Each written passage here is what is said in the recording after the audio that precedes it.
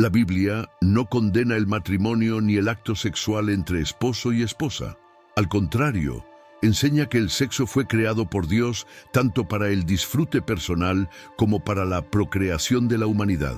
A diferencia de la visión restrictiva, impuesta por muchas tradiciones religiosas y normas humanas, la Biblia presenta la relación sexual dentro del matrimonio como una bendición divina y no como algo pecaminoso ni impuro. En su carta a los Corintios, el apóstol Pablo expresa en 1 Corintios 7:9: si no pueden controlarse, deben casarse. Es mejor casarse que arder de deseo. Esta recomendación no se considera un pecado, sino una guía para aquellos que tienen dificultades para controlar sus impulsos. Dios diseñó el sexo no solo para la procreación, sino también para el disfrute dentro de los confines del matrimonio. Por lo tanto, la castidad debe ser vista como una elección, no como un castigo o una condena. Es importante recordar que nadie será salvado por sus propias obras o sacrificios humanos. La salvación viene a través de la gracia divina. La Biblia, como la base de la fe cristiana, no establece ninguna norma que prohíba las responsabilidades dentro del matrimonio. En el libro de Génesis, Dios le ordena al hombre dejar a su padre y a su madre para unirse a su esposa, y así ambos serán una sola carne. Sin embargo, existen algunas instituciones religiosas que promueven una vida de aislamiento y abstención de los placeres que Dios ha creado para que sus hijos disfruten.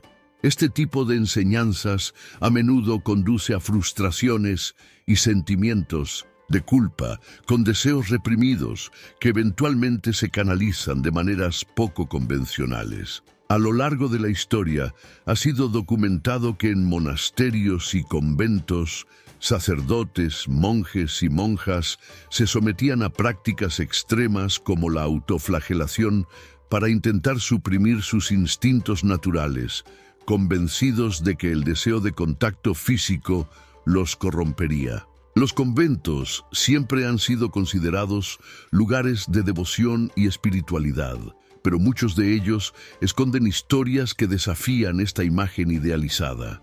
A lo largo del tiempo, varias monjas desafiaron las estrictas reglas impuestas por la vida religiosa, viviendo pasiones secretas y organizando escapatorias audaces para escapar de sus restricciones. Estas normas severas empujaron a algunas a buscar formas de romper con la represión emocional y sexual, mostrando un profundo deseo de libertad, afecto y conexión humana. Ser monja siempre ha estado relacionado con el sacrificio.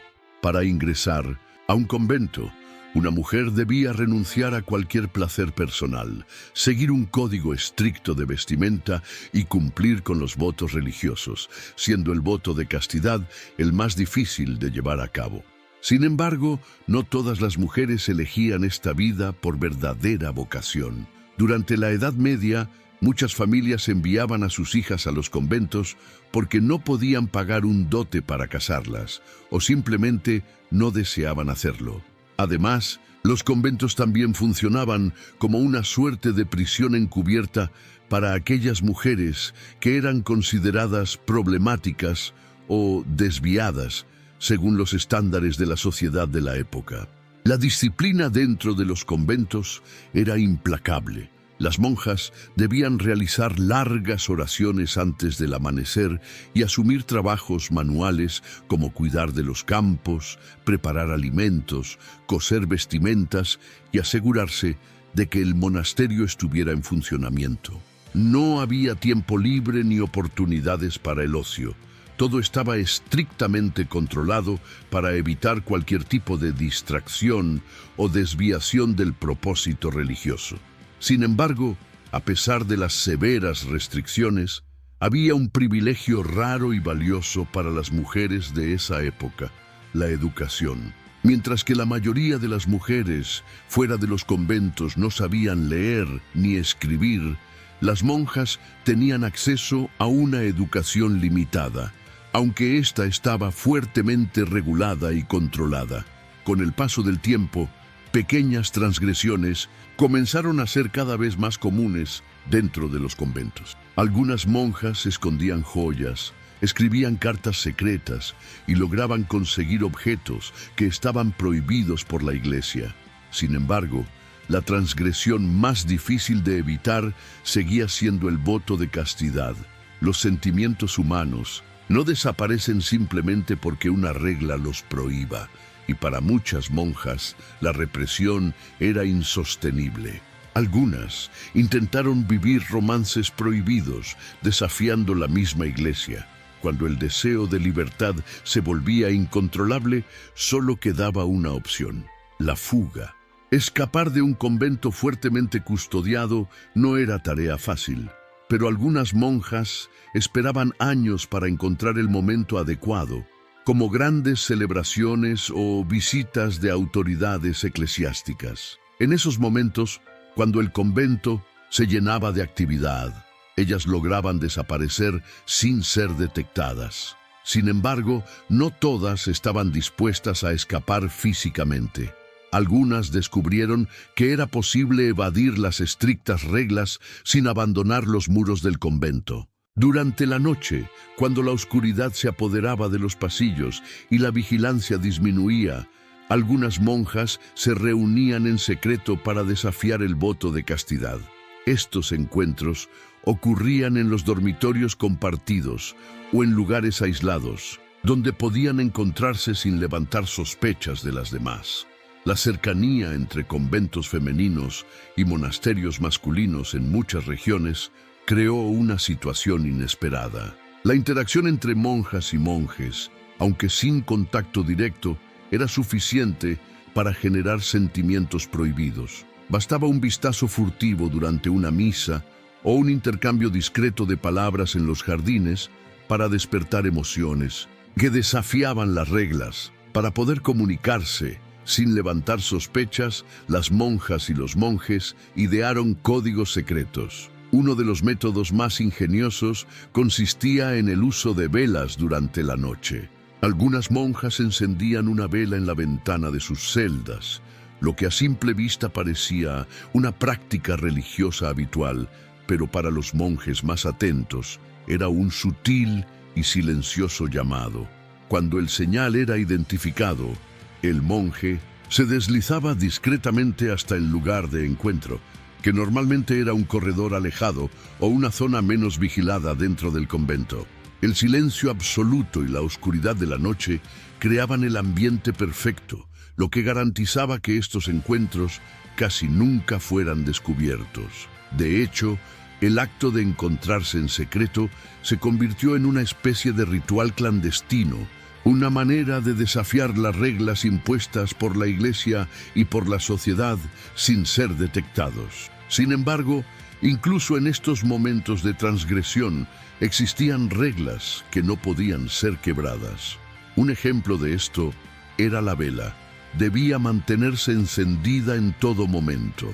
Esta pequeña luz no solo representaba la presencia divina, sino que también simbolizaba el pacto silencioso entre los dos amantes ocultos, garantizando la seguridad del encuentro. En muchos casos, la llama de la vela también era vista como un signo de esperanza, un faro en la oscuridad que les permitía sostener sus sentimientos prohibidos, sabiendo que, al menos por un breve instante, podían escapar de las estrictas normas que regían sus vidas.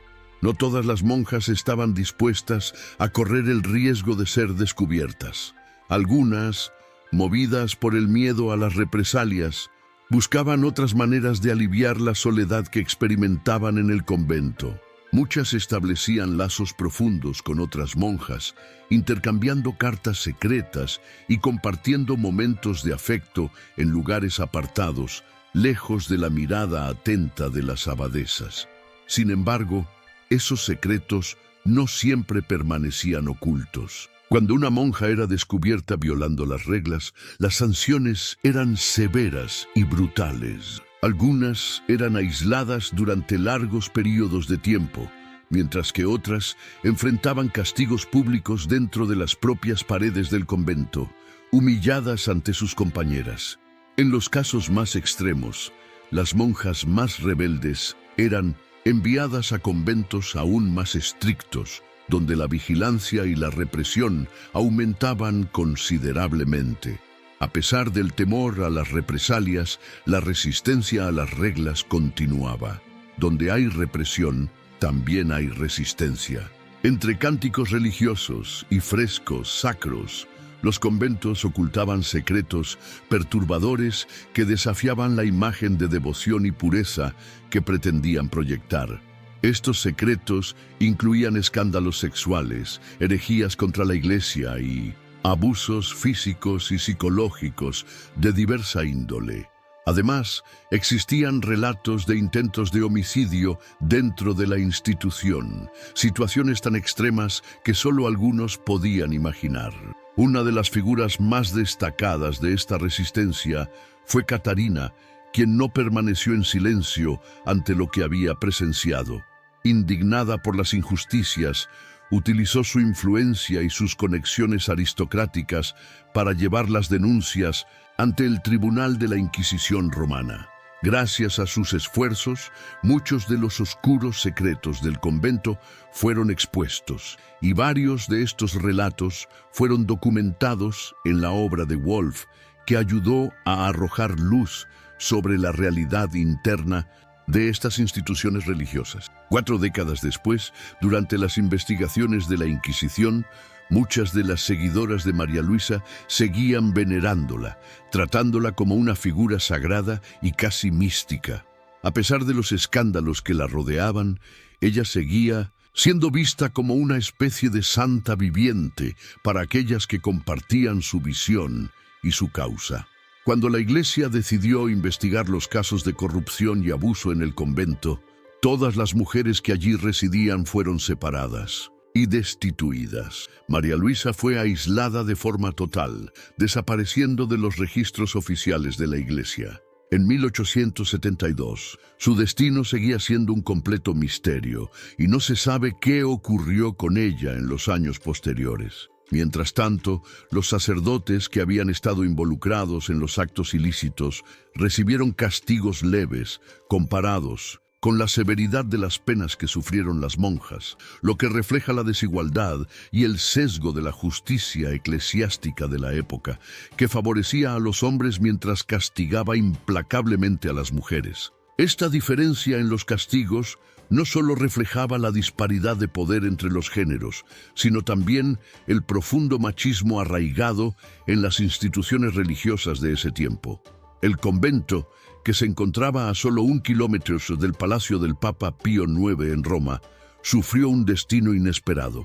El propio Papa decidió entregar el lugar a un grupo de monjes benedictinos, quienes transformaron el convento de Santo Ambrosio en una universidad misionera. Hoy en día, lo que queda de ese convento forma parte de la parroquia de Santa María, en Pórtico, en Campitelli.